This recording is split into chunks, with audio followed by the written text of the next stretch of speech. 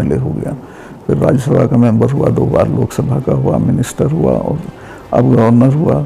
तो तब से लड़ाई झगड़ा कुछ ना कुछ चलता रहता है, बट होल टाइम पॉलिटिक्स में आ गया, फिर प्रैक्टिस वगैरह नहीं कर पाया। तो कैसे थे वो चरण सिंह? चरण सिंह जी वो अच्छे थे। तो उनकी दिक्कत क्या थी कि उनको किसी भी तरह प्राइम मिनिस्टर बनने का एक सपना देखते थे वो। हाँ। तो उसमें उन्होंने इधर उधर किया, और वो कल्चर्ड, ईमानदार, बहुत स्वीट आदमी थे। बट ये मतलब हमारे जो पॉलिटिशियंस है, काफ़ी लोगों को ये हो जाती है कि बस बनना ही बनना है। हाँ, मतलब सब कुछ कॉम्प्रोमाइज करके बनना है। मैं आपको कह रहा हूँ, आपकी पूरी जो स्ट्रेंथ है जो किसी के पास नहीं है, वो ये है कि मुझे कुछ नहीं चाहिए। इससे सामने वाले सब खलास हो जाते हैं। बट ये होता क्यों है कि मतलब इतनी मतलब इम्पेशेंस हो जाती है कि बस हर हालत में ही, मतलब काफी पॉलिटिशियंस ऐसे हो। आज़ादी की फौरन बात तो राजनीति एक तरह से कर्तव्य था और लोग करते थे उसको उस तरह, फिर ये प्रोफेशन हो गया और अब ये बिजनेस हो गया है।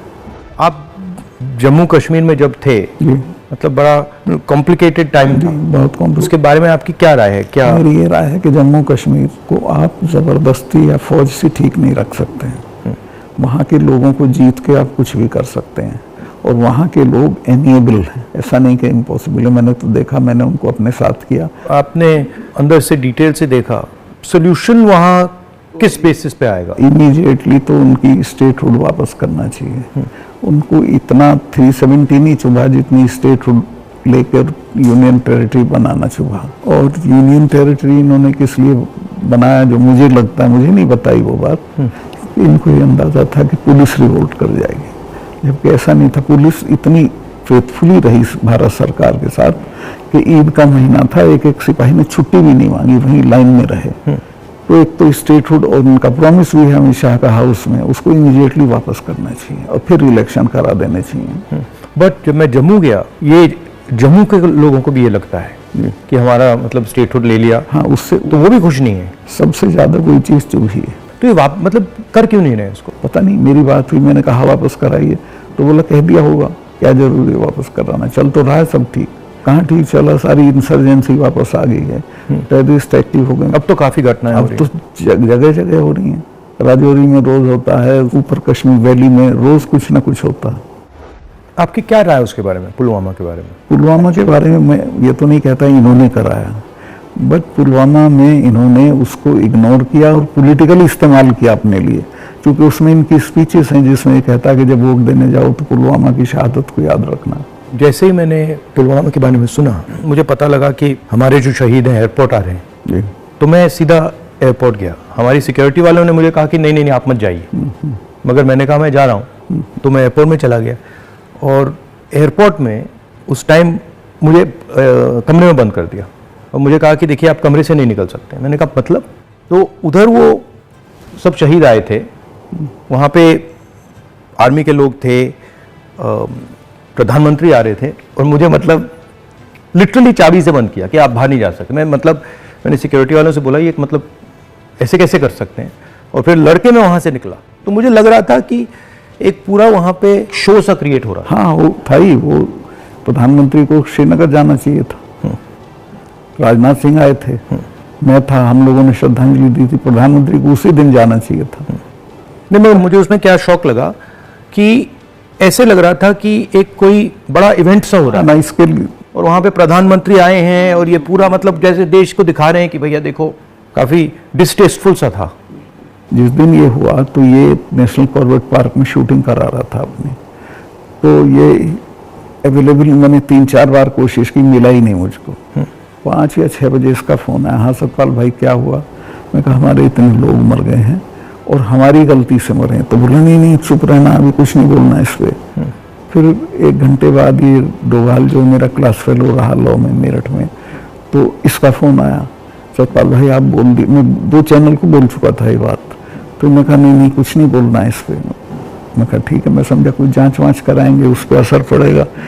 कुछ भी नहीं। तीसरे दिन इनका आ गया कि ये पुलवामा की शहादत को याद रखो और अब हम बालाकोट करेंगे, ये करेंगे, वो करेंगे। और अभी तक उसमें कुछ नहीं हुआ? कुछ नहीं, करना भी नहीं है इसको। पुलवामा के शहीद जिस तरह हुए थे इसलिए हुए कि उन्होंने 5 एयरक्राफ्ट मांगे थे, अगर वो मेरे से मांग लेते तो मैं इमीडिएटली कर देता। मैं तो वहाँ स्टूडेंट्स जब जम्मू में फंस जाते थे बर्फ में, उनको एयरक्राफ्ट से, क्योंकि दिल्ली में एयरक्राफ्ट इमीडिएटली मिलता है किराए पे, 4 महीने तक एप्लीकेशन उनकी पड़ी रही होम मिनिस्ट्री में, और 4 महीने बाद वो खारिज कर दी कि नहीं देंगे। तब वो सड़क से चले। इतना बड़ा, मतलब 4 महीने के लिए वो चले ही नहीं? चले ही नहीं, इसलिए कि वो सड़क से चलना बिल्कुल इनसिक्योर होता है, वो उनके उसमें नहीं है सिस्टम में। 5 जहाज मांगे थे उन्होंने, वो नहीं दिए, 4 महीने तक लटकाए रखे। और तो 4 महीने के लिए क्या होल्ड पे थे क्या? होल्ड पे थे सब, मेरे सामने नहीं आई। अगर मेरे सामने आई होती तो मैं उसमें कुछ करता। That was between CRP and home ministry. लेकिन ये थी कि अटैक हो सकता है। इसके अलावा वो जो गाड़ी टकराई थी वो 10 दिन से घूम रही थी वहाँ, पूरा आप समझिए कि भरी हुई विस्फोटक से। वो कैसे, मतलब इतना एक्सप्लोसिवली कैसे, मतलब ऐसे घूम रही थी? सिस्टम नहीं था ठीक से। और जब मैं गया हूँ फिर पुलवामा होने के बाद, तो जो 10 किलोमीटर का स्ट्रेच है उसमें लगभग 8-10 लिंक रोड मिलती हैं। एक भी सैनिटाइज नहीं थी उस दिन। बल्कि हम तो जब अपनी पुलिस को भेजते थे कश्मीर की, तो पूरी रोड पे सिविल ट्रैफिक बिल्कुल रोक देते थे, सैनिटाइज कर देते थे, तब भेजते थे। ना हाईवे सैनिटाइज था, ना वो लिंक रोड। और लिंक रोड जहाँ हाईवे में मिलती है वहाँ रिवाज ये है कि वहाँ एक जिप्सी खड़ी होनी चाहिए जो उसे रोक दे कि नहीं भैया काफिला चला जाए सीआरपी का, तब जाना। ब्लॉक कर कुछ नहीं था, there was nothing like that. तो जब आप वहाँ गए, जैसे पॉलिटिक्स में हम ऐसी घटनाओं में जाते हैं, तो जब हम कहीं पहले पहुँचते हैं, कोई माइंड में कोई फीलिंग आती है, तो इसमें आपकी क्या फीलिंग आई थी जब आप पहली बार वहाँ गए? आप मेरा यकीन करेंगे, आई वॉज इन टीयर्स। और मैंने इसको फ़ोन किया, मुझे नहीं मिला। जब 5 बजे मेरी बात हुई तो मैंने कहा हमारी गलती से हुआ ये। तो बोला नहीं, इस पे आपको चुप रहना है। मैं चाहता था कि कुछ सर इसमें कटने चाहिए जिनकी जिम्मेवारी थी। कुछ भी नहीं, किसी का नहीं, कुछ नहीं हुआ। उसको इलेक्शन के लिए यूज़ करना चाहते थे कि ये पाकिस्तान ने किया, हमारे जवान मारे और अब हम हराएंगे। भारत जोड़ो यात्रा में हम वहीं से निकले, एक्चुअली साइट से निकले, पुलवामा से। तो मुझे ये लग रहा था कि जो आपने बोला कि ऐसी जगह पे, स्ट्रेटेजिक जगह पे इतना एक्सप्लोसिव कहाँ से आ गया, कैसे आया, वो मेरे दिमाग में क्वेश्चन था। सारा पाकिस्तान से आया था, बट इतना 600-300 किलो। हाँ, ये बॉर्डर तो हमारा पोरस है, और ये इतना एक्सप्लोसिव इंडिजिनसली प्रोक्योर करते तो वो बात फैल जाती। ये 10-12 क्विंटल तो आया हुआ था, उसमें से ये गाड़ी पूरी भरी थी एक्सप्लोसिव से। और बताया मुझे जब मैं गया कि साहब ये तो 10-12 दिन से घूम रही थी गाड़ी। जो गाड़ी चला रहा था उसका भी, मालिक का, दोनों का टेररिस्ट रिकॉर्ड था। दोनों कई बार गिरफ्तार हो लिए थे, फिर छूट गए थे, फिर गिरफ्तार हुए थे, फिर छूट गए थे। अच्छा, तो उन पर कोई निगाह नहीं थी इंटेलिजेंस एजेंसीज की। यहाँ मीडिया में, मतलब मैं देख रहा था, यहाँ पे इतना बड़ा कास्ट सेंसस का मुद्दा है, बट अब आजकल बस इजराइल कास्ट सेंसस को नहीं दिखा। मतलब जो, चाहे वो अदानी हो, चाहे वो कास्ट सेंसस हो, जो जरूरी बातें हैं उसका कुछ नहीं होगा, मगर इजराइल हो, बॉलीवुड हो, क्रिकेट हो, उस पर चलते जाएंगे। अदानी तो आपने इसके चिपका दिया, वो तो छूटेगा नहीं। गांव-गांव चला गया अदानी का। और लोग ये कहते हैं अदानी के यहाँ इसी का रुपया है। हाँ, वो 20,000 का आपने उठाया था, 20,000 को इतना बड़ा इन्वेस्टमेंट कहाँ से आएगा? कल ही एक स्टोरी आई है कि ये कोयले के प्राइस इन्फ्लेट कर रहा है।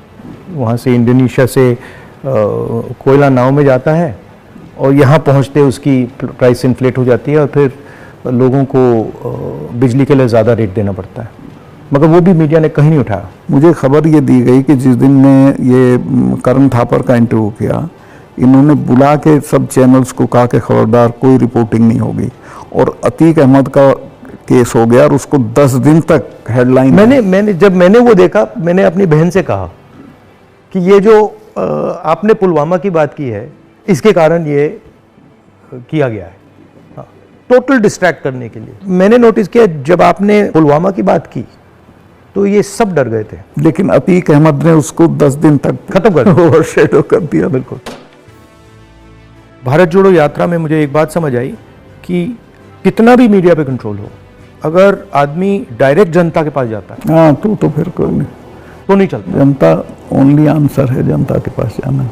और अगर आप जनता के पास जाते हैं तो बहुत जल्दी जनता को बात समझ आ जाती है, वो टाइम नहीं लगता। नहीं, जनता तो अवेयर है देश में, ऐसा नहीं उन्हें मालूम नहीं है, बट उन पे कोई प्लेटफॉर्म नहीं है, कहाँ कहें, किसको कहें।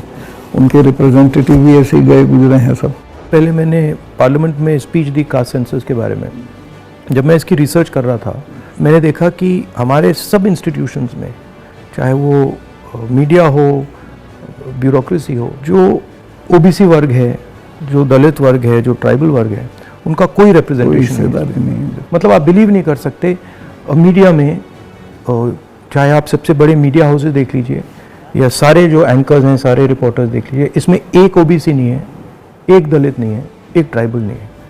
इसके बारे में आपकी क्या राय है? नहीं, मैं तो चूंकि लोहियाइट रहा हूँ, तो लोहिया ने एक बार कहा था कि मुझे कमेटी बनानी थी गोवा की आज़ादी की, तो मैं जब भी कमेटी बनाऊँ उसमें 48% अपर कास्ट आ जाते थे, नाम मांगूं तो भी वही आते थे।